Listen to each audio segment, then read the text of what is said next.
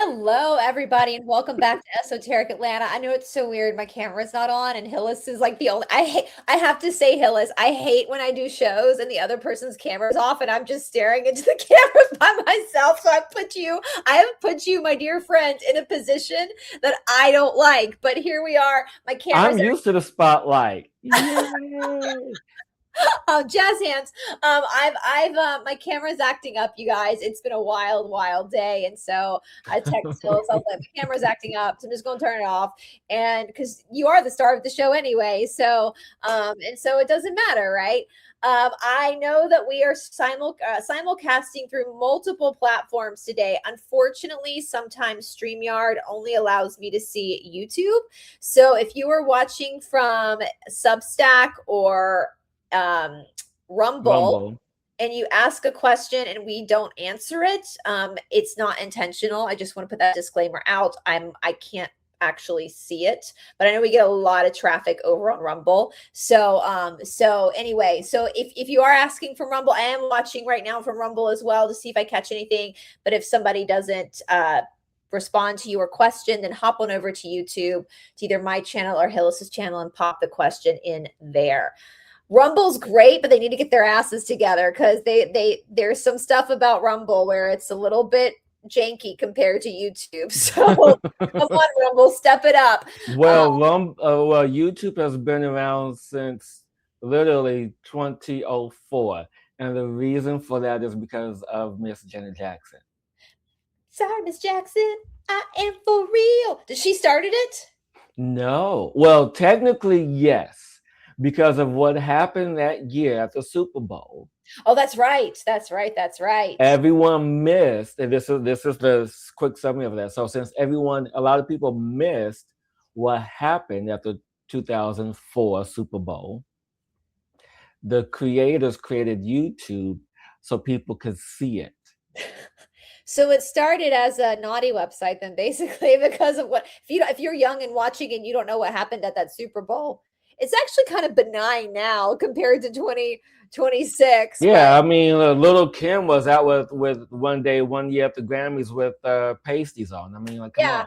It's basically what it was. But yeah, I remember that. I actually do remember that Super Bowl. I can't believe it's been 22 years since that happened. But here we are. Time flies, right? Exactly. So we'll speak of time and remembering, Hillis, we're going to focus because you got something really, really big coming up, don't you? I do. And this, one of my favorite things to do this weekend happens to be on the Lionsgate portal. And I have something in my eye where I am doing a 2-hour event to where I am going to be assisting people to help them, guide them through the process of understanding trauma, what trauma is, and to clear some of that trauma. And the name of this event is From Trauma to Treasure. And if you guys go to my social media, YouTube, Instagram, Facebook, wherever you guys are, you guys get a glimpse into my story and how I started my work. I'm not doing this work just because for the sake of doing it. I do this work because it happened to me too. I was traumatized, many ways. Yeah. And so with understanding of trauma and the space of remembrance and understanding that each event, each catalytic event, each traumatizing event assists us in remembering who we are, what we do, and how our lives are impacted by that. Whether it's, some people feel it's negative, but it's more so for the positive because we begin to take action and become responsible for our own life. Well, let's focus on that a little bit because I don't think people truly understand how important this is. We were chatting offline. You and I are both part of this world of disclosure, of freedom, of truth, or of being awake to the matrix. Of course, for YouTube, we have to be careful the words we say. And I don't think people realize, first of all, how complicated the nervous system is, and how Oh, some very. we're living in trauma and we don't even realize it because our body adapts and our mind adapts to it. And second of all, we know it's subconscious responses. That what good is it, Hillis, if we walk into a brand new world that's free of the darkness, where the good is in control again, but we're all still traumatized? What's going to happen? Well, we'll still be in that traumatized state. Right. We'll be in that space. And what I want people to understand, which a lot of people, a lot of my peers are not talking about, which kind of surprises me because as a collective, we're moving between higher third density and lower fourth density. But primarily, we are in fourth density. And people say, "Oh, are we in fifth 5D? Are we in fifth density yet?" The answer is no. Collectively, no. Individually, yes, and higher. And the reason for that is because fourth density is this way station. It's this space of the in between, the illusion that has been manifested, and the space of unconditional love. And mind you, when we get to fifth density, it's not kumbaya as of yet. We have still yet work to do in that space. But in fourth density, it is the space of understanding what trauma is, understanding what your fears are, understanding how you were hurt, understanding how you were abused, understanding how you were the victim, understanding how you were the martyr, the hero, all these things. And then you begin to allow yourself to open up and be receptive to strip all of that away. Strip away all these identities, strip away all these layers of self that has been created to keep you safe in this traumatic space. Because that's what feeling safe is. We built up all these layers, we built up all this protection so that way nothing can hurt us because I'm in my cocoon and I feel safe here. So when we move into a new paradigm, a new shift, a new energetic space, container, collective, and we still have this old emotional baggage of trauma, we are going to automatically revert mentally and maybe even emotionally back to that safe space. And this is just conditioning. This is just normal conditioning that we all have experienced. We always go back to what's familiar Yeah. rather than moving forward into something that feels good or exciting. The devil we know is better than the devil we don't know. I love that saying. And it goes back to, basis, like my basis in spending years in India studying traditional yoga. It goes back to this whole Patanjali wrote the Yoga Sutras. His whole basis is, why does man suffer? Like, why do we suffer? What's the human condition? And so he basically divides up our reality into three different sections. You've got Prakriti, Purusha, and Ishvara. Ishvara would be like God or higher, whatever you want to call higher consciousness. Mhm. And Prakriti is the Sanskrit word for nature or the matrix. And then Purusha is the Sanskrit word for like the soul. And he says, Patanjali says that man suffers because who man thinks he is not who he is. It's that massive cognitive dissonance, right? Like, I know my mortal body is destined to die. That's just nature. Nature has a beginning, a middle, and end. But yet I think I'm immortal, which you are immortal, but it's the soul. And so what I'm getting at, this morning, Paul and I spoke about metacognition, which is the scientific word for sakshi, which is a Hmm. Sanskrit word for sakshi, which is the witness, the higher consciousness of the witness. And when we're programmed, when we have these, and I know I have high anxiety, I have CPTSD, all that stuff. I've been through major trauma therapy. I get it. Trust me, I get it. Sometimes we do things we don't even realize we're doing because our body and our nervous system is survival mode.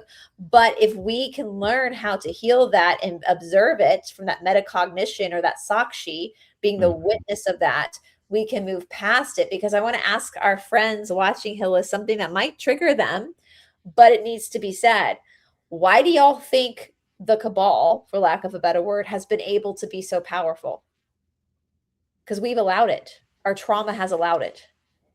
Yeah, it's in this space to keep you safe. And just want to share this from my personal experience. Back in 2008, when, lost my job, relationship, my whole life began to change. Yeah. And this is when, my aunt has gone through maybe her second gastric bypass surgery, you know, and this is when gastric bypass was still new. So there was complications. So she had to go back, have surgery, clear the complications. And she was in good health. And at the time, my aunt's health was up and down because of the surgeries. And so we had a period of where she had really good health. And so we would go on these rendezvous, as we would call them. Sometimes we would go out to a late lunch or early dinner. Sometimes that would also encompass us going for a Costco lunch, all these things, all these things. And so then one day we are on our way back to my space, to my apartment, and we stopped at Cold Stone Creamery. And I got my favorite mix of, uh, it was oat flavored ice cream with coconut chips, white chocolate chips, and caramel. You talk about so mind you, it's been like almost 20 years, 18 years, and I still remember that blend. That's um, how good it was. yeah, that's how good it was. And then my aunt, when we got back into my apartment and I started eating the ice cream, my aunt looked at me and she says, Hillis, do you think you're depressed? And I'm like, no, I don't know. Why would you ask? Because she's been there. She knew what to look for, and I didn't, because this was my first go around at this, Right. Right. Yeah. losing everything. And so she said that, and it opened me up to more possibility of what happened. Am I ignoring my life? Am I ignoring what happened? Hell yeah. I mean, relationship, business, job, all at the same time. I mean, who wouldn't be in a state of shock or depressed? Yeah. I Or mean, disassociating. Yeah. yeah, and I mean, and even now, where certain situations arise, I'm not perfect. There's new situations, new realizations. There's this space of disassociation, and that's only because I have to allow myself to adjust and acclimate to the new frequencies. And that is okay. Let me go. And my form of disassociation is watching the comedy. I'm like, okay, let me Yeah. disconnect for a little while, and then revisit this. And so this is what's really, really in that space. But after I got into my path, after I really started developing and really understanding my purpose and my path, and mind you, my work as a psychic medium, my work as a Lemurian healer, it didn't come all at once. This was a process. And in my process, people have always asked me, like, well, Hillis, what kind of clients do you want? What kind of people do you want to work with? And I've never asked for any specific kind of people. People Right. just started showing up. And I was like, I'm just going to allow myself to be of service to whoever shows up. That's always been me. It's like, whoever needs help, I'm here for them. And so I started to begin to see a pattern of a specific type of person that would show up. And there was always women from ages 25 to 70. I know that's a wide age range, but that was it. And then they were all sexually assaulted. I'm like, oh, okay. And so I don't know how many years it was that I was into this, but and mind you, when I do this work, I'm focusing on bringing in the energy that to support them, to guide them, to nurture them. I seldom get visions, but there was this one client, one session. Um, I always get emotional with this story. It touches me so dear. Um, where I got a vision, and the vision was my client sitting at this round table, big enough for 100 souls to sit around this round table. And she's going around giving people these assignments of what roles they're going to play in her life. And they finally get to the far end of the table and says, "You're going to be the one to hurt me." And the soul replied, "I can't do that. I love you." It's like, "You're going to be the one to hurt me." Like, I can't hurt you. It's not who I am. It's not in my nature. And this went on a few times. And they replied again. Well, she spoke again. It's like, you have to hurt me so I can remember. And the soul replied, know that I do this in love so you can remember who you are. And that moment changed everything for me. Yeah. Changed how I approached my work, changed how I allowed myself to be of service for those who showed up to me. It just changed everything because when you know from visual and emotional experience, vibrational experience, that everything begins and ends in love, it changes everything when you begin to live in that way and fashion. Yeah. Yeah, we're in this collective space of not knowing what to do or how things are going to go and all this upheaval. And that's because it's time to let all that shit go. Just be done with it. Right. And to this day, my that's what I build my practice on, is knowing that everything begins and ends in love. It's in that space of a reciprocity and openness and honest and awareness, and people having courage to connect, and it's like, I'm ready to change my life. Can you help? Come on down. Let's do this.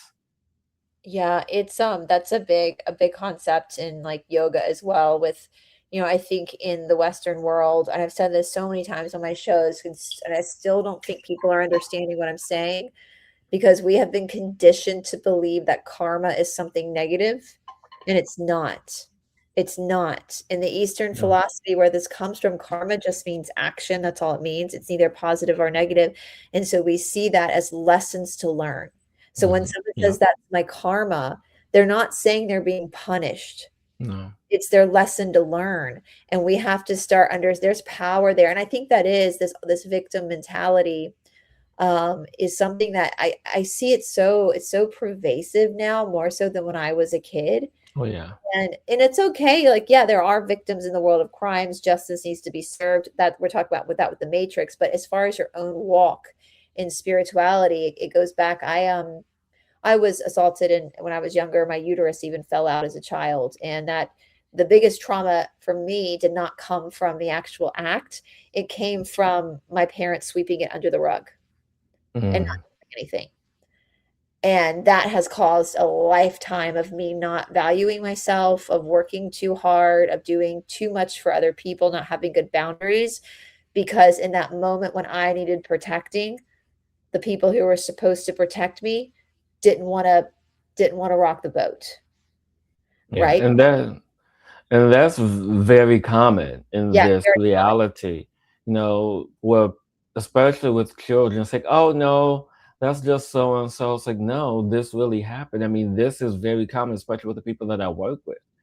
I Yeah, mean, the it's people that are very supposed to protect them, they don't see it as traumatizing. And just as an example of how things go unnoticed, or how we normalized our trauma, because that's essentially what we've done. yeah, And this, in the late 20th and early, well, from the late 20th century till now, we've normalized trauma. yeah, We've normalized it to a degree to where, oh, birth is normal. And so, when the child is born, that's trauma because you have this soul entering into this body right. and entering into this world. And yet, when women have C-sections, you take you're inflicting trauma on the mother. Yeah, Mm. absolutely. But Absolutely. yet there's also this space of, and I forget what it's called, but if the child is not birthed through the birth canal, it creates something else, and I can't remember what that is. But when the child is born through the birth canal, it creates this layer on the skin, and then you're then, as this baby, this soul in this new reality. So when you were just in another space, and keep in mind, everyone, that the soul does not enter the body until the last trimester, or Right. sometimes even after the baby has been born in some moments. And those are for more experienced souls. Like, I don't want to hang out in the womb for I like don't three want to months. sit in that jelly bowl for 9 months. Right. It's like I don't want. I was like, I'll go down when it's time. Oh, it's time. She's ready to give birth to me now. Okay. Uh, Get the but it's body in the cleaned up first, get it bathed, and then I'll hop on in. yeah, exactly. And so I say all of this to give everyone the variation, because we try to minimize Yeah. our trauma. We try to normalize everything that occurred, because and just think. I mean, this is interesting. Now you have me thinking about it, because when you and I were growing up, we didn't have social media, right? No, not at all.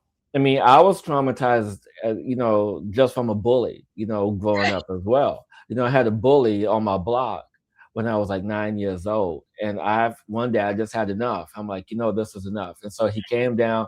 He was like a big kid, probably, and 9 years old. He had to be easily about 200 pounds. Wow. He Wow. had to be easily about almost 200 pounds as a 9-year-old kid. And him and the other little kid was also a fat kid. He was probably on his way to 200 pounds. Mind you, I was probably about I was probably less than 100 pounds, or about Yep. 100 pounds as a 9-year-old kid. And one day I just had enough, and I just beat his ass in front of my mom's house. And my mom came out running and had to pull me off of him. And then like 2, 3 days later, he wanted to be my best friend. I'm like, no, we're not going to be friends after you teased me, bullied me, made fun of me, all this stuff. I mean, we, and then now today we have people on cell phone cameras, videos recording Yep. people in fights, recording all this trauma, recording all of this stuff. So this is how we've normalized it. We've normalized it in reality TV with the show Cops. With all these different reality shows. I mean, we desire this so we don't have to deal with our own shit. Yeah. Yeah, and it makes I've even noticed, Hillis, and I'm in the South, and I've just even noticed when I was growing up, there was a protocol, just the known protocol, like of manners, that you were polite to people, that you said yes, ma'am, and no, sir, and that and it's so funny because you don't really see that. People are getting nasty now just out in public. But there's one grocery store I love going to in Atlanta, and I don't mean anything by saying this, but it's my favorite place because all the people who work there are women in their like 70s, black Southern women in their 70s. And they're the sweetest women. It's a Publix. You go into, they're like, "Hey, sugar, how's your day? Darling, how you?" I just love it because it's And you old. know what? I can see your face while you're saying that. That's Hey, the funny thing sugar. about it. Hey, sugar. And it makes me so happy because they're old school Southern. Listen, and Southern black mamas and Southern white mamas are very similar in the way that they are and the way they raise their children. And Yeah, so that old school, just Southern way of living, still that one place where it's still it just brings humanity back, just to like be yeah, kind to someone across the cash register. And I think reality, and I love, listen, I that's how I disassociate, as I watch reality TV. But that has caused a lot of chaos because it's about what's reality TV, but it's about problem, reaction, solution, you yeah, know. And so it causes a lot of fight. There's a lot of fighting, which I never really fought with my friends like that. It is programming us to be at this lower level. And Hillis, one thing too, I think, because you work with trauma, and I think you're doing such a beautiful job saying that we all have trauma, whether we know it or not. And I'll just explain it to you guys, if you just to understand like what Hillis, this the subtlety of how this trauma happens. So I just said, like, in my childhood, my uterus fell out and no one did anything, and it psychologically put me in a place of not having any boundaries. It put me in a freeze and fawn response instead of a fight or flight.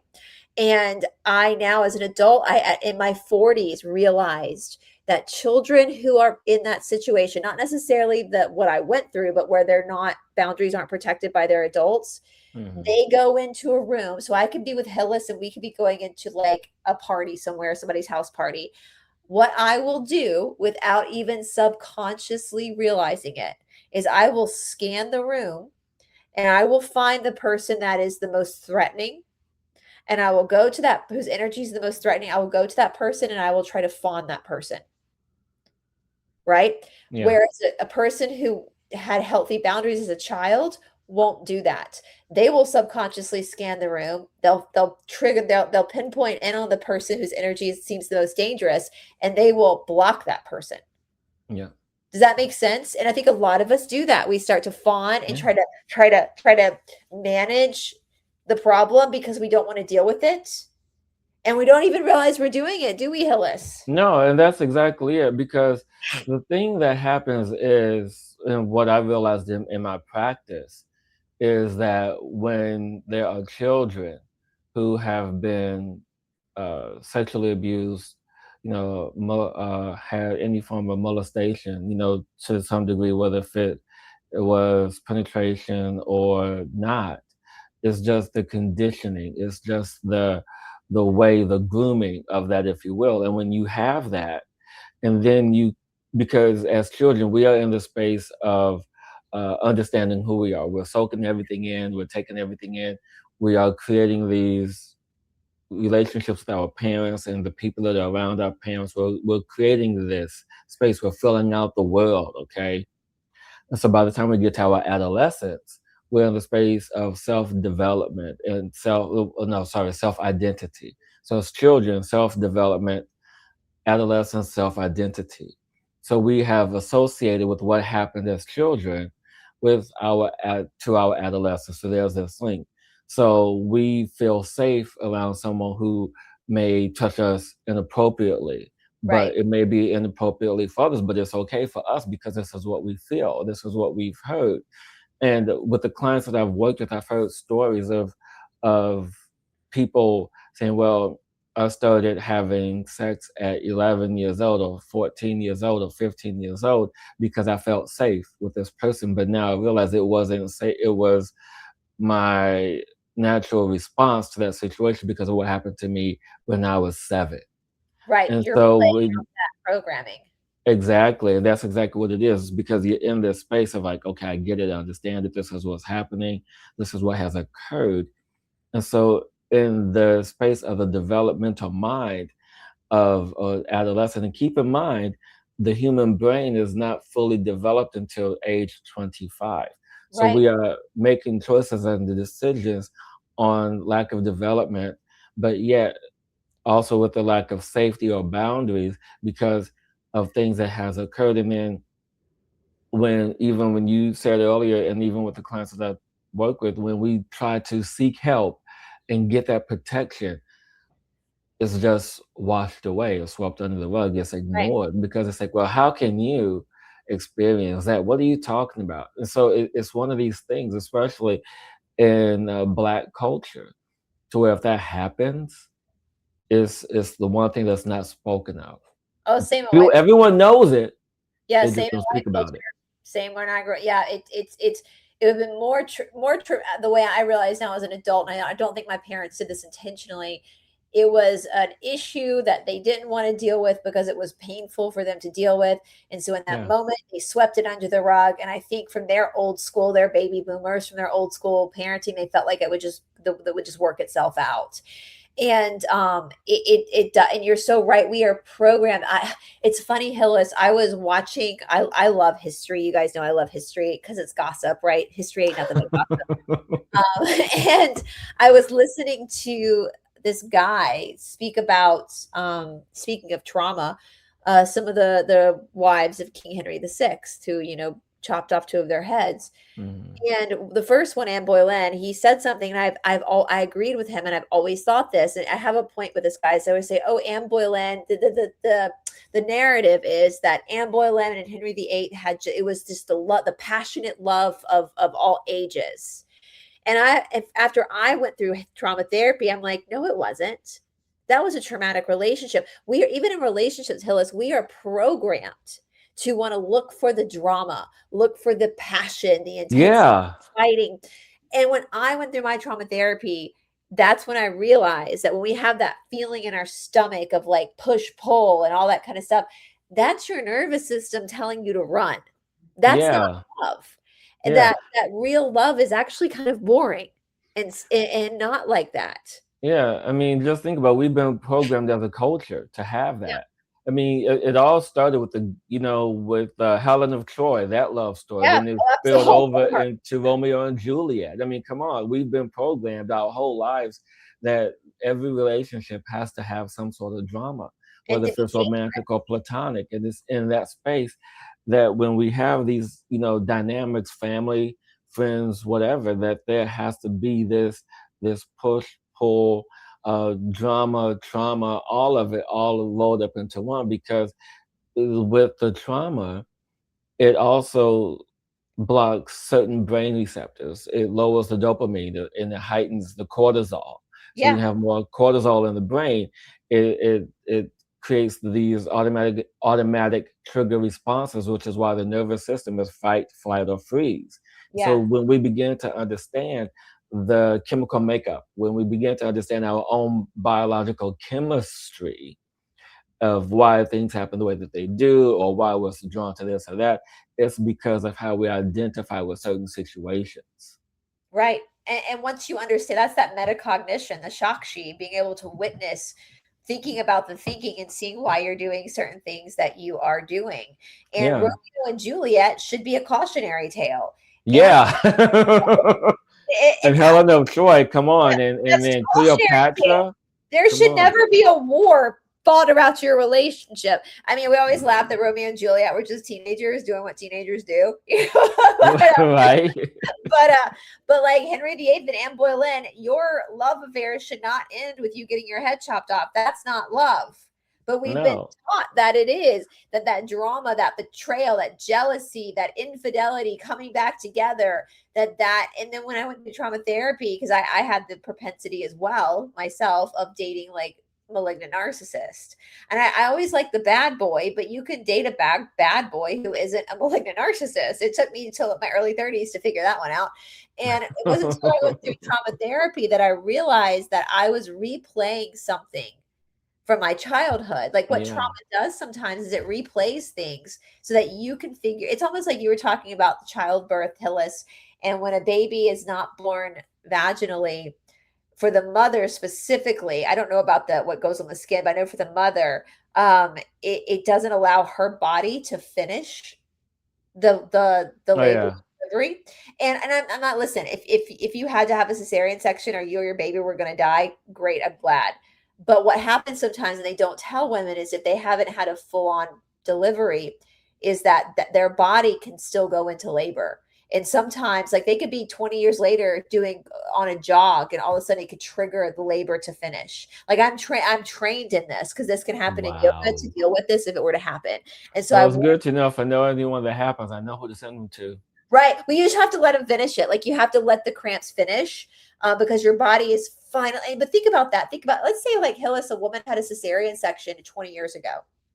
And her body never, and thank God her baby's healthy. She's somewhat healthy. But all of a sudden, 20 years later, she's in a yoga class and the contractions start again. And finally, the process is finished. Can you imagine Wow. at that moment how much chemical release, how much traumatic release and tension will leave the body because finally the process was finished? No, but what I can tell you is probably about 6 months before my grandmother died, I had a premonition of her passing. But what was interesting is that they put my grandmother on some sort of medication because my grandmother had a stroke probably like in her 60s, I think. And she was like in her 80s when she made her transition. And what was shocking was that the medicine gave my grandmother her period back. And I'm like, what?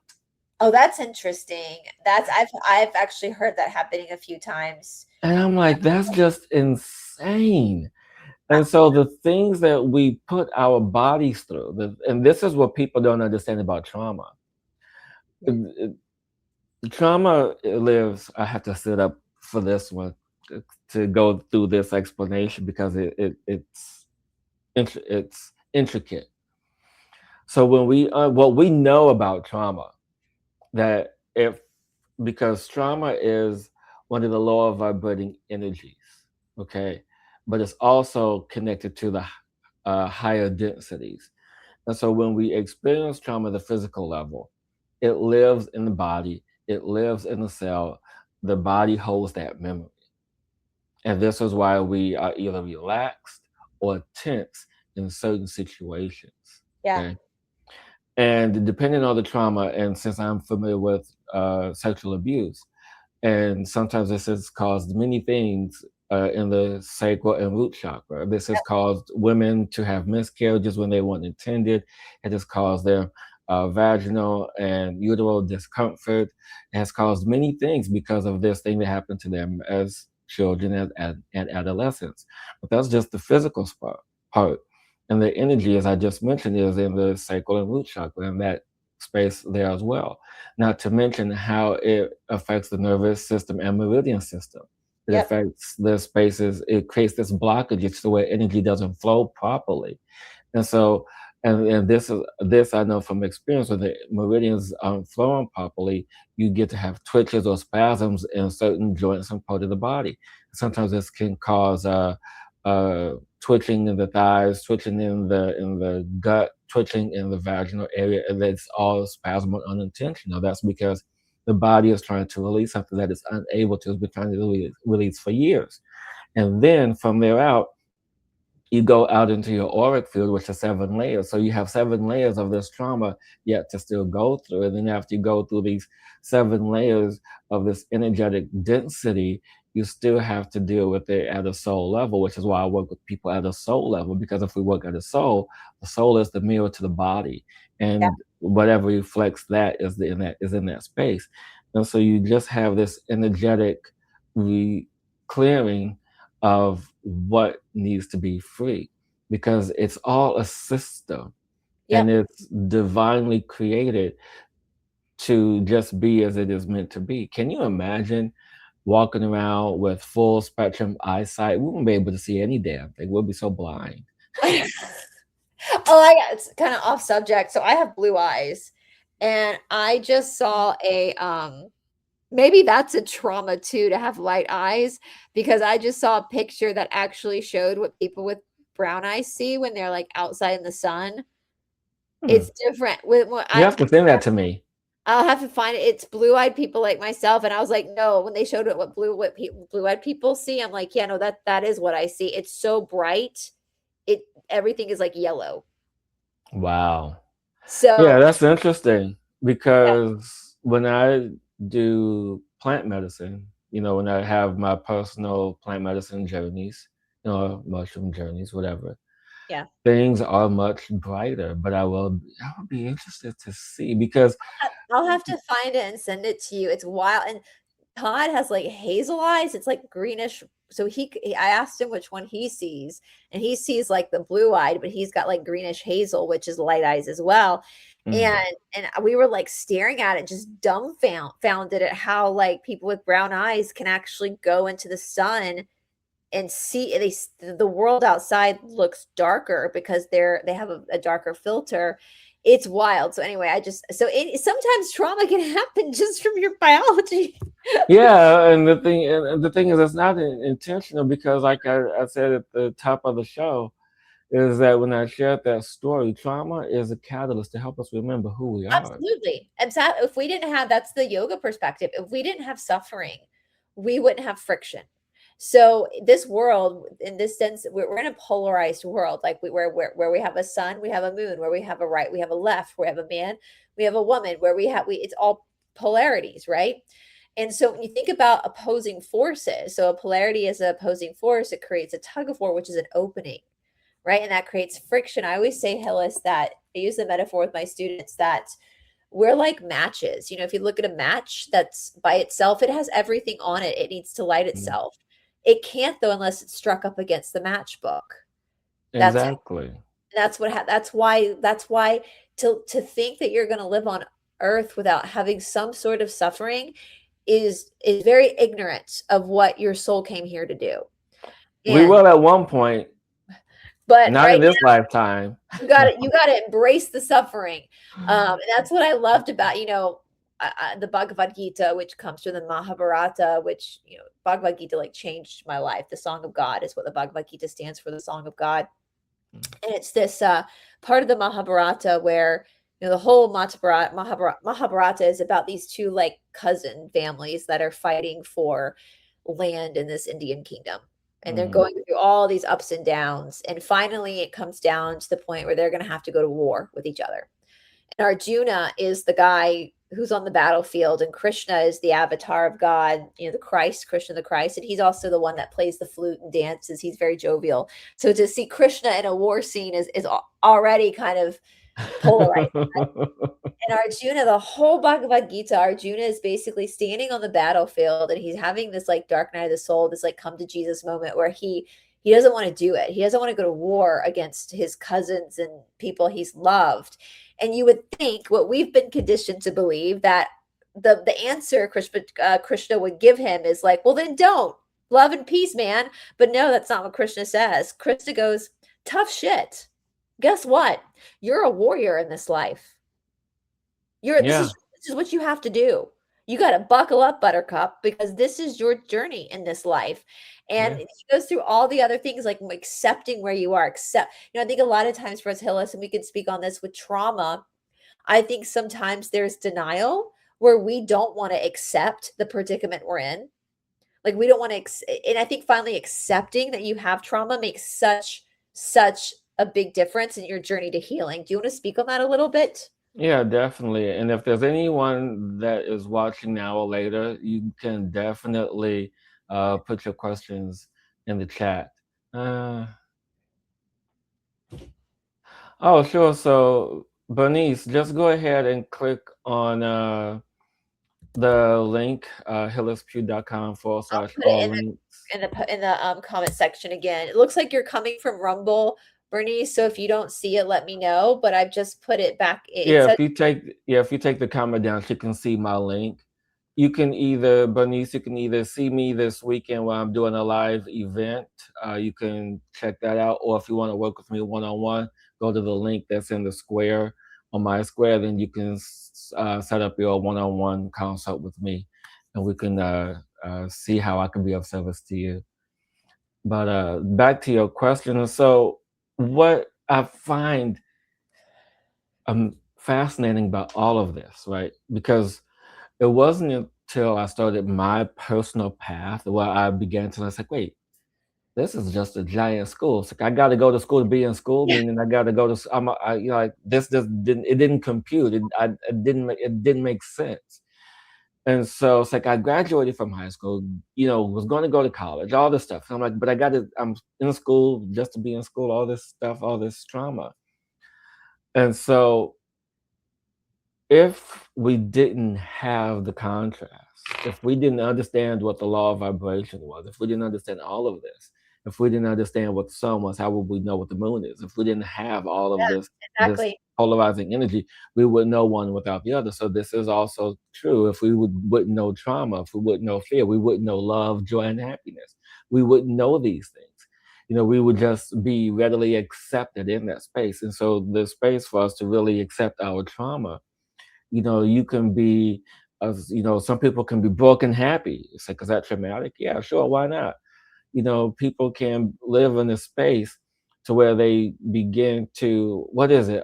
Stockholm syndrome, whether you Yeah, begin to accept your captives because you're in this predicament where you have to make the best of what you have. And when you begin to accept what it is that's happening in your life, you begin to see from the perspective that I shared earlier, that everything begins and ends in love, because we know we move out of the space of blaming somebody, right? Because that's what trauma is. We automatically look outside ourselves, blame someone else, blame the situation, blame everything else. We don't look at ourselves. We blame, blame, blame, blame, blame. It's your fault. It's your fault. It's your fault. It's your fault. Why did you do it? Why did you do this to me? And right. that's the thing. It's like, why did you do this to me? And then when you slowly begin to unravel and process, it's like, well, how did I let this happen? How did I let this happen? Now you're looking inside. You're not playing the victim anymore. Now you're playing the martyr.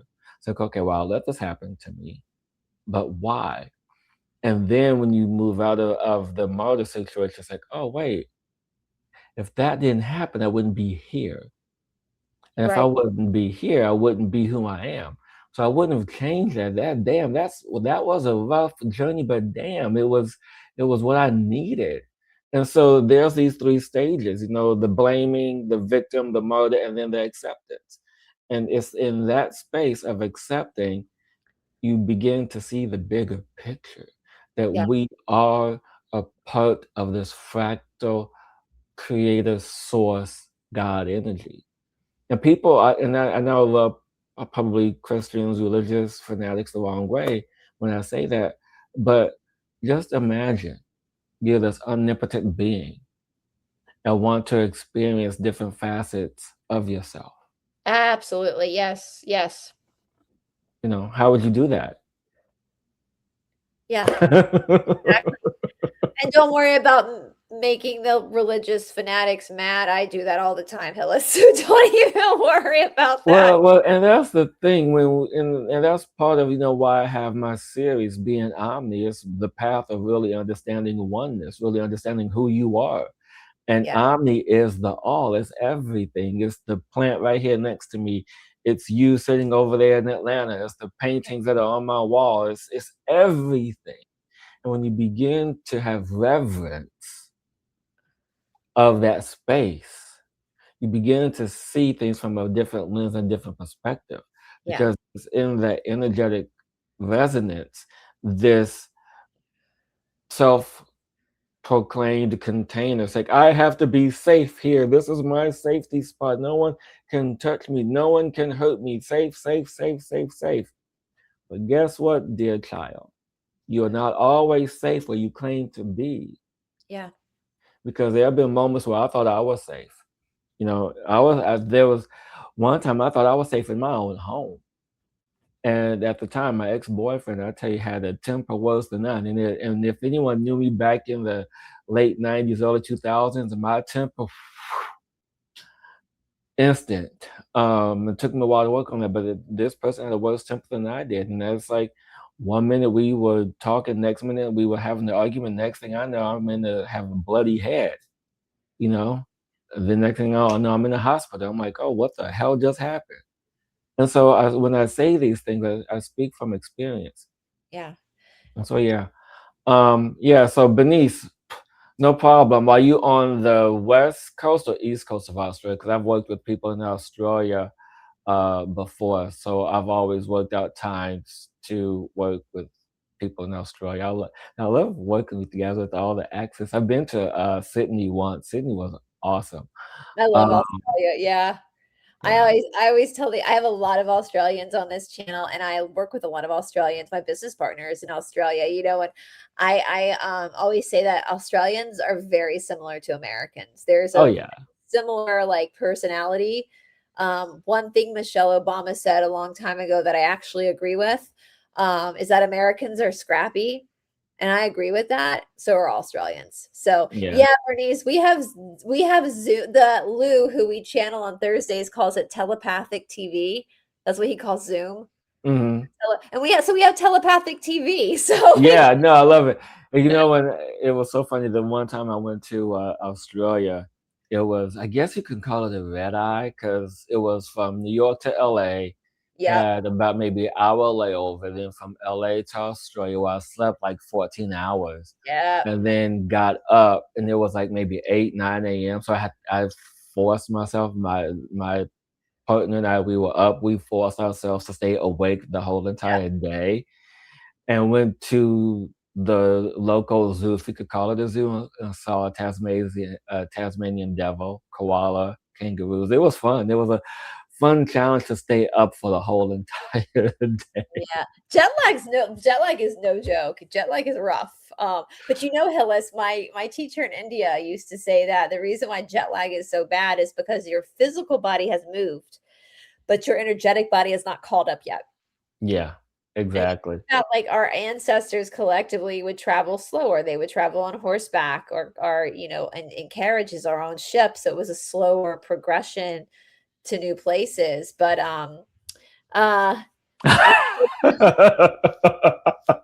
Yeah, I was laughing at that because I saw that pop up. I'm like, yeah, I hope not. no, God no. Uh, No, if that's the case, I would be burning incense all the time. I lived in LA for a long time, and no, it's Hollywood. Listen, and performing No, arts, you know, you don't want the slow arts vision. is a service to others' career, but it's been corrupted. So hopefully in the near future we'll have a performance art television that is with good people and not corrupt people. But you know, it Yeah, is we're not gonna get into that whole no. I found more of see, I need to stop with some of this because I found out more information in the past week. I'm like, "What?" And Yeah, it's awful. mind you, I've stopped for a long time. I didn't go digging, and it just happens that some of this stuff finds me, especially after I stopped. It's like I'm like, "I didn't want that to find me, but how did it find me?" You You know, know? the substance they use that we can't say on YouTube, they're putting Yes. it in lollipops now. So if you see actors sucking lollipops, especially red ones, on TV, I've that's heard that. they're doing it in your face. Yeah. I've So, heard that. and you know, I'm the same way to kill us because I think sometimes people get so caught up in the conspiratorial world. But I think what we need to do is once we know what's going on in the world, we know what's going on. Now we got to work in like healing ourselves because we have to heal our own trauma so that we don't attract more of that into the future. If that makes Exactly. Exactly. Hello, Eloise. And so, one thing I want to express too is part of my practice. Because, when I started doing this, back in 2013, 2014, and one of the things, I prescribed to then that I don't prescribe to now is the commercial term is heal or healer. And the purpose of that is because it implies we're broken. And I only use that term when it is appropriate in the physical sense. In the energetic sense, in the emotional sense, we don't need healing, we need nourishing. So when I speak with everyone, I don't say that you need to heal. No, there's nothing to heal because you're not broken. You just need the proper nourishment. You need to allow yourself to let go of what has kept you in this space and this resonance. And what I do as an omni resonance architect is work with people at a soul level to help them, guide them to access their divine blueprint, for them to connect with that space. Because once you have the soul, once you're connected in that space, what is the lacking is the space of integration. People, you don't integrate, and so I help people to integrate those fragments, those pieces that have been long forgotten, and tear everything down and create a solid foundation of remembrance. Because that's what we all want. We want to remember who we are. That's the bottom line. We want to really connect to our soul, to our energy, to our true essence. And that's what this is about. This is why we come here to this school. It's like, you know what? I've been through all this shit. I've done it all. I've seen it all. I'm ready for the next level. And when I have dreams and see past versions of myself, it's like I've been doing this in every iteration that I've been in. I can honestly say that I've been on planet Earth since the beginning, since yeah. its inception of its first civilization of Mu slash Lemuria, whatever you want to call it. And before that, I was on Sirius B. After that, I was on Arcturus. So I've been doing this work in every iteration, even when, and you can look up this gentleman here. What is his name? Phil the Good. Yeah, we He died. Yeah, he died in 1467. And the only reason I know that because I had a dream about him, and that was me.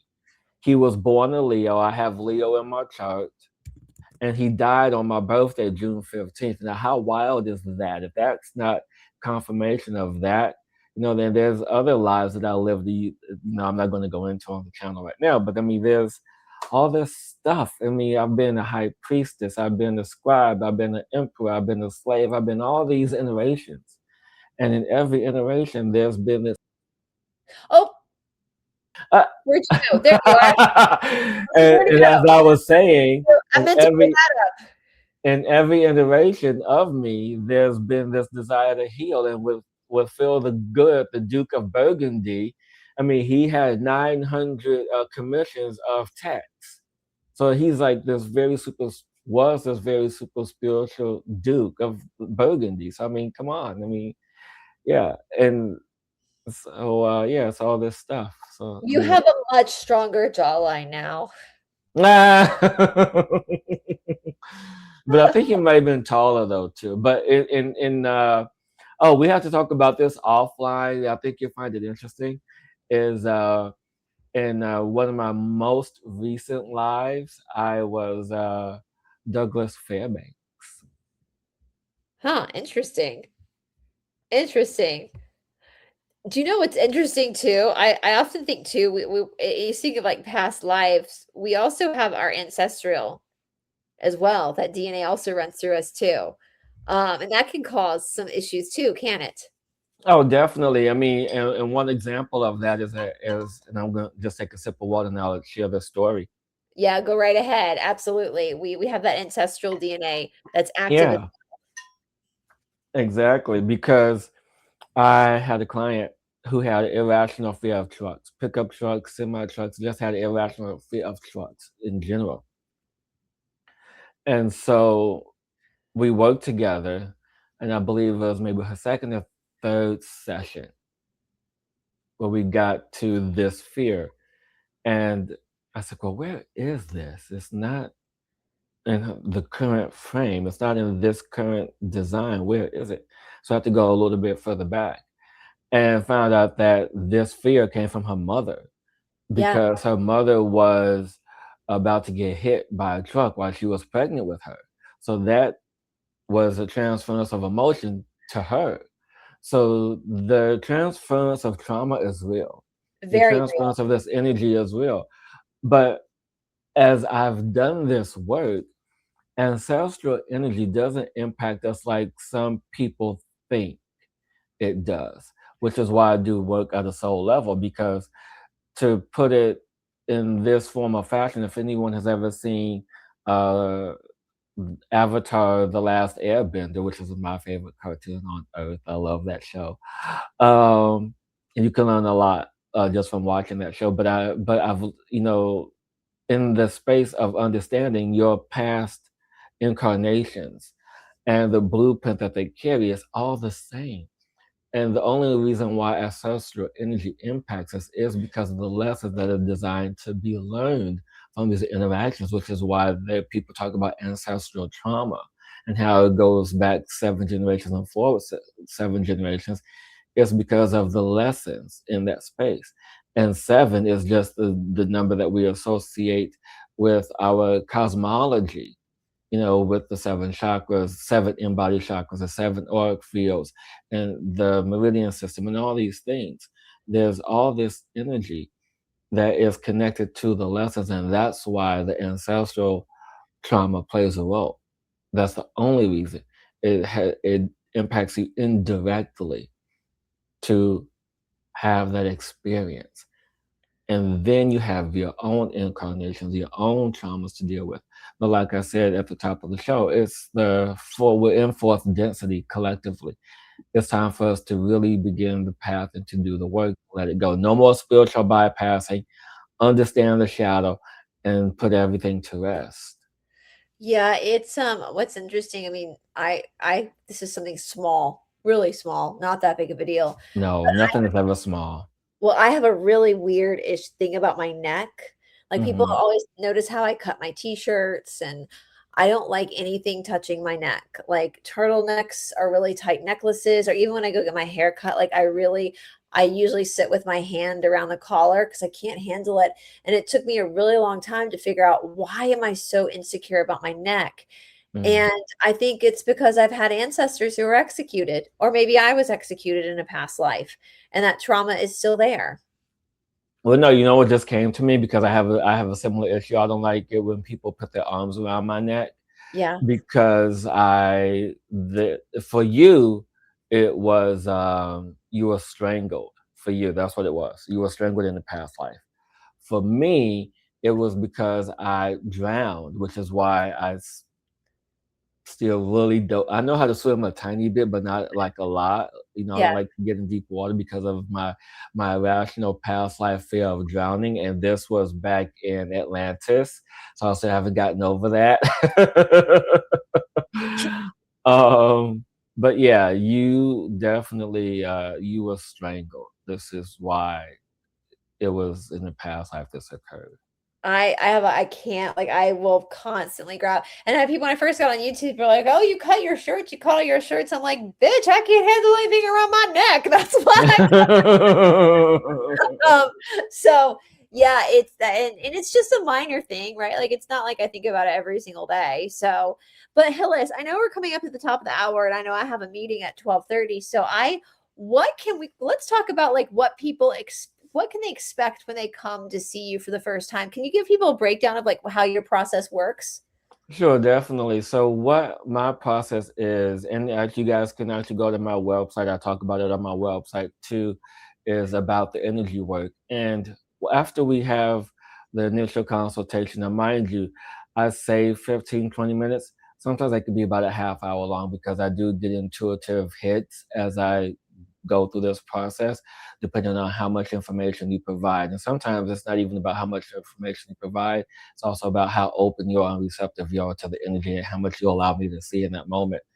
And after we move from the initial consultation, we go over the proper protocol. If we're going to do, a set number of sessions, or if we're going to do the path of the attunement, which is a combination of you learning to do what I do, as well as the sessions. And each session is a guided meditation, to put it loosely. It's a soul transmission to where I do call in energy via light language, and most of the light language is whispered, so it's not to disrupt the flow of energy that is coming in during your nourishing time with me. And after we do the session is approximately 1 hour long. We go through the setting up, the clearing, and then we go through the grounding and then integration at the end. And this process can be repeated 5 or more times, only because we have to get into the field, because I work with your physical space, I work with the auric field, I work with your macabre, I work with you at a soul level, I work with you in your complete totality. And this is what makes me different from most other people. Because since I have the experience of working with shamans and have the experience of my own personal journeys, I understand what occurs at every single aspect of self. And that is why I love to do what I do, to see the transformation of everyone that I work with. It just brings me so much joy to work with everyone from all age ranges. I sometimes even worked with the children, well, not children, but adolescents, but I do have to have consent from parents to do that. But I've worked with, younger and as old as like 70 years old. And so there's nothing that I haven't done in the work that I do. And just to reiterate, because we have such an international audience here, and of course, the United States is a huge country, you can do everything on Zoom, can't you? I can do everything on Zoom, but I prefer phone. And the Okay. reason why is because Zoom is a distraction. I've discovered this Okay. early in my work, because Zoom is, and not saying that it's a distraction for bad reason. It just kind of hinders and gets in the way of the intention and the focus. It's Okay. like, I'm, in the beginning, people are like, okay, I'm focusing on you. It's like, no, don't focus on me. I just need you to be in your space. So this is why, that's why I like WhatsApp. I do, if you're international, I've worked with people on WhatsApp. I worked with people local in the States, just as a regular phone call. Is it and once you guys get to know me, I like things simple and easy. I don't need to make things more difficult than what it needs to be. Yeah, that's the thing. Yes, sometimes people try to overthink spirituality, and it's actually should be as simple as possible in the process. So, but just to reiterate for our people, you don't have to be local to Hillis. You can be anywhere in the world, and Oh he will. yeah. Now, tell us about this event that you have coming up. So the event that I have is on the Lionsgate. Who knew? I didn't plan it that way, but it's a 2 hour event to where I will explain what trauma is, how it affects the body, for the first hour. Then the second hour, we'll do a group clearing and nourishing session for you to really connect to you, to connect to your soul. And this is only the beginning. Not saying that in this 1 hour, we're going to do a wham bam and just be done with everything. This is for you to get a taste of what it feels like to begin to have clarity and resolution from past traumas. And this can be online as well. So if people purchase to join you on the 8th, they can do it from their home. They don't have to be in Florida. Right, they can do it from their home. And now this one will be done via StreamYard. So Okay. so once you make the purchase, you will receive a link, but then I will send out an email a day before just to make sure everyone that has purchased does have the link. And so this is kind of like a group healing. Yes, it is. All right, I'm going to put this in the link. So I would imagine, I mean, people are different, right? Everybody has different responses, but if you're new to something like this, I would imagine doing something like a group healing would be a good like entry point because you kind of get to experience it with other people. Yeah. And what I found myself when I done these, whether it's virtually or in person, is that there's always a common thread among those who attend. I mean, there's Yeah. always a common theme. I mean, and so the people that come, it's no coincidence. It's just in that space and space. Like, hey, well, let's make it easy for you. Let's group all like people together just for you. Right. I mean, there's no such thing as mistakes, right? So, No. you Mm-mm. know, and so you guys, anything else, Hillis? Because I want to have, of course, we can do this again next week too. We can. When is the 8th? Is the 8th this Yes, it's this Saturday. It's this Saturday. this Saturday? So, Yeah. Oh, um, but you know what we could, if we're going to do this next week, you know what we could talk about next week? what's that? The return of Sirius. Oh, that might be fun. Dun dun Yeah. dun. Yeah. Do you know what, But Hillis? I will put this disclaimer in there. So if we do one next week and talk about the return of Sirius, you will learn why we have the dog days of summer. Yeah, I at this point, because I'm an elder millennial, zennial, I'm like a combination. We talked about this, and I saw like a meme the other day of, or like a little, what is it, a GIF of this guy like making himself tea and sipping tea while like explosions were going on outside, and it was like Mm. what it's like to be a millennial. Like if all the planets returned tomorrow, I don't know if millennials would even care. I think we've been so traumatized our whole life that we're just like, okay, I mean, yeah, just I mean the fact that we have we have all these collective traumas, and the most recent is the 9/11. I mean, that's yeah, just a collective trauma in itself. I mean, I can imagine. And actually, you know what's interesting too? I was watching. This is at the time I was kind of like into MTV, and I uh-huh. was watching the Real World, and that was the only shows I really watched. And it was this girl's birthday was on 9/11. So just imagine, I know if you, being on TV I, share and having that happen on your birthday. I mean, I that's like know that. insane. And then forever, your birthday is that day. Yep. Yep. Yeah, I know a few people who have had that happen. I'll tell you guys a really funny story. We'll end on that because humor is so my mama growing up, my parents weren't super strict about what we watched. Like they were pretty low key about like we could do our homework and watch TV as long as our grades were good. But my mama would not let us watch MTV when we were little. We couldn't watch Beavis and Butthead and we couldn't watch The Real World. And like the first season with like Puck, you know? And so my mama would pour herself That was season 3. I or watched that whatever. season. Yeah.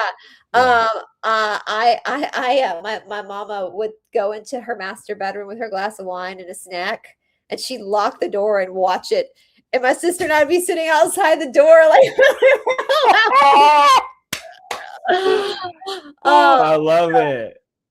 Yeah, he oh, was a rowdy one. He was a rotten, loudmouth, disrespectful. Yeah. I don't remember. I mean, I remember the advertisements, but my mom would not let my sister and me watch because it dealt with really adult topics, and we Oh were yeah. No, the season 3, yeah, season 3 was heavy. That's actually not true, Charles. That I used to think that too, but that is so you have to remember that 99%, I'm gonna say this real loud and clear, 99% of the truthers are controlled opposition. They're paid by the Illuminati. So yeah, yeah. Oh, I can't control that. That's YouTube. I can't control that at all. YouTube does that. So trust me, YouTube, yeah. So I'm sorry about that if you guys are getting slammed with commercials. Is that in our control, Hillis? I have no Oh, control. That is, and I'm on StreamYard right now. Like we're doing everything. We're not even on you. Like we're streaming to YouTube, but we're on a different platform streaming it. So, and I don't know. I'm Yeah. assuming Rumble probably puts commercials up too. Yeah. So, Well, but you're anyway, popular. That's why. they keep put. Well, they I don't make the money off of those AdSense. They do. So anyway, and Charles, that's totally cool. We're going to actually on Friday. Tamara and I are. What am I? Oh, with Shaq? No, I no. I mean, no, I'm 5'5", honey. I wish I had some of Shaq's height, but I'm 5'5" and like 115 pounds, so I'm not as big as that. But so on Friday, Tamara is coming back on at like 6 o'clock in the morning because she's in Australia, and we're going to talk about the controlled opposition a little bit more that's going on in like the truther community and what it means to like give your consent. And a lot of these truthers that people are listening to are not only paid by the cabal, but they suck the lollipops that we were talking about earlier. Mm. And so they're playing you guys again. So you have to, if you're in the truther world, you're going to have to really self-reflect. Have you been rocked back to sleep again by this controlled opposition? Yeah. Tomorrow and I It's, are going to talk about it with the United States Constitution and stuff like that. So it's all about discernment. Trust in discernment. here. Yep. And Hillis and I can promise you, I've known Hillis for a while now. We aren't making much money off of this, are we, Hillis? Like doing our show, like we're not at all. And some of these controlled opposition people are buying 2 or 3 houses, so they're being paid. But the American controlled opposition will be brought up on treason charges. So at some point, they will be brought up on treason charges. So anyway, you guys, anything else, Hillis? I don't want to end on a sour. No, I just want to say thank you, Bryce. Thank you, everyone, for tuning in today, for watching. We've been on for 1 hour and 11 minutes. Woohoo! Magic number. I know, right? Just like Fauci, 111. And just remember that everything begins and ends in love. Yes, absolutely, guys. And all of Hillis's links are in the chat and in the description box below. Please make sure to reserve your spot with him for this upcoming 8th, the Saturday to start your healing journey. And I can't wait. I can't wait. Yeah, next week, let's gossip about Sirius. Let's tell Yeah, because I'm excited because I have to start reading the next book in my collection, which is the Dogon Symbols. Ooh, yeah, this is fascinating, guys. So anyway, I can't wait to hear how it goes this weekend. So yeah, all right, you guys, we'll see you guys. I will not be here tomorrow, but I've got a show dropping at 2 o'clock this afternoon with Kathy O'Brien. So you've gotten 3 shows from me today, 3 incredible guests today, lots of shows to watch. And then tomorrow I've got a members only dropping, but no public shows tomorrow, but that's okay. You got 3 today. And then Thursday, Catherine will be on the channel again to talk about self-sabotage, the secret mind-controlled weapon. And Thursday, tomorrow, we'll be back on live again. And then next week, speaking of, you guys, yesterday we've been really digging into Fritz Springmeier's work from the 90s over the 13 bloodline families. And so we've been taking 3 weeks to go through the Priory of Sion, the Merovingians, and the Mormons. And so that continues next week. On Monday, I've got some stuff dropping again from Fritz Springmeier regarding the Merovingians and the Mormons. And then next Friday, a week from this Friday, Lorraine from the Sacred Secret Society is going to come on, and she's going to talk some shit with us about about these families and what they've done. She is our favorite ex-Mormon. So if you guys are interested in what's going on with the LDS Church and the corruption, that the Mormons need a lot of healing, Hillis. Look, call me. Look, honestly, I want to work with some of these Hollywood celebrities because I know what they've gone through, and I am here. Because I've read about some of the stuff, I watched some of the stuff, and look, I am here to help you get your life back on track. I mean, I understand how deep it goes. Yeah, absolutely. Well, Lorraine, if you guys have not checked out her channel, it's the Sacred Secret Society. And holy shit, Hillis, the mind control and the abuse that these Mormons go through is just unbelievable. I get it. I've actually had a client not too long ago who was in MK Ultra, and I worked with her for a while. So yeah. I get it. Oh yeah, absolutely. So be looking out for that, guys. And as always, thank you guys for joining us today. Thank you over on Rumble too. I know sometimes the Rumble comments don't pop up, but I appreciate you guys being here and all of for both Rumble and YouTube. We have all of Hillis's links down below. And of course, if you can't find his links or you're having problems, you can always reach out to me or reach out to Hillis and we can get you guys sorted. So, all right, until next time, bye everybody. Bye.